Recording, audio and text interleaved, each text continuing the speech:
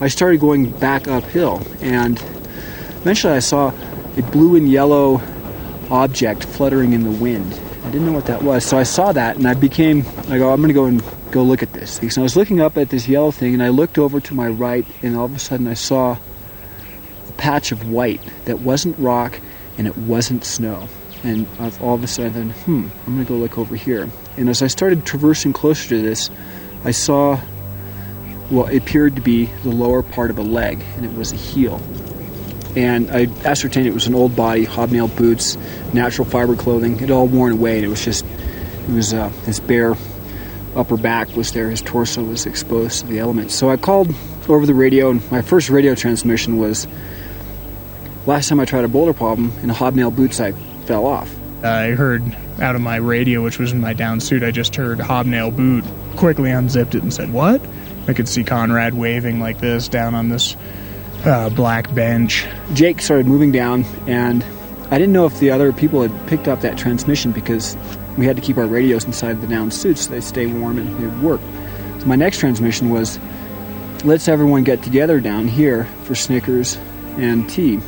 The radio calls started coming in about hobnail boots and Snickers and tea, and with all the effort to pick up the radio, I just was gonna blow it off until Tap came across and said, "Andy Politz, I need to talk to you on the radio," something very blunt like that.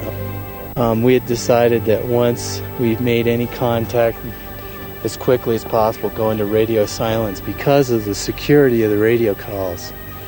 And we knew other expeditions were listening, and we knew that everybody in Nepal could hear us.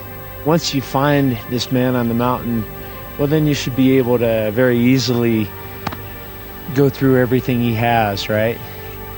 And that wasn't the case. I mean, should we be doing this? I mean, this is a man we respect. This is a dead man.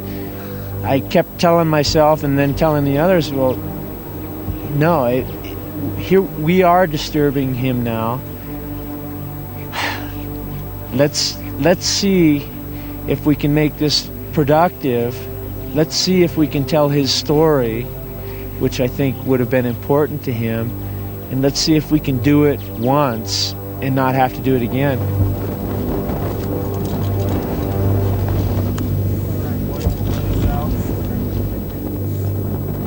His body appears to be mummified. There's rope around his waist.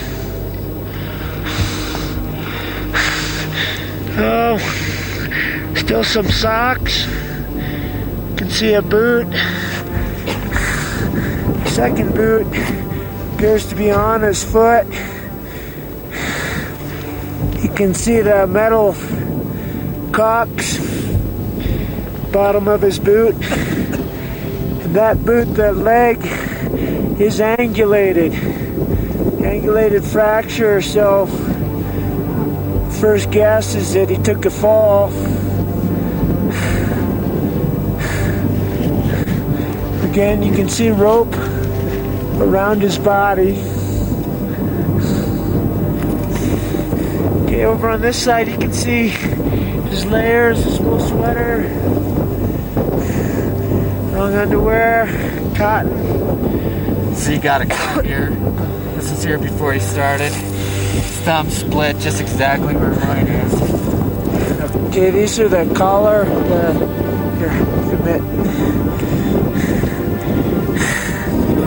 Here, wait, this is George Mallory. Really? George Mallory. Oh my God.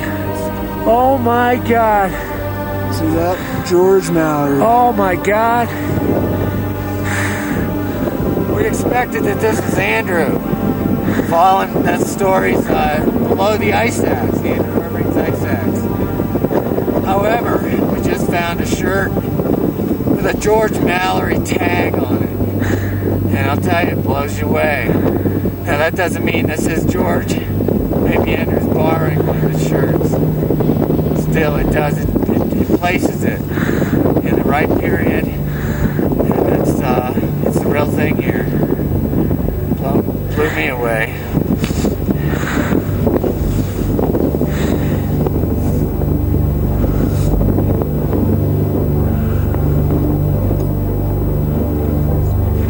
Burying George Mallory. We didn't find the camera. We looked fairly hard. All due respect is shown by us having had to disturb the body of George Mallory. I'd like to say Psalm 103. The Lord is full of compassion and mercy, slow to anger, and of great goodness. As a father is tender towards his children, so is the Lord tender to those that fear, for he knows of what we are made. He remembers. This guy was a really talented climber. It took a great degree of skill and confidence to go with that limited amount of gear to that distance. What Mallory did and Irvine presumably did was just phenomenal. You could sense something of his determination. I could, and I found myself coming away from it thinking, well, maybe he did summit.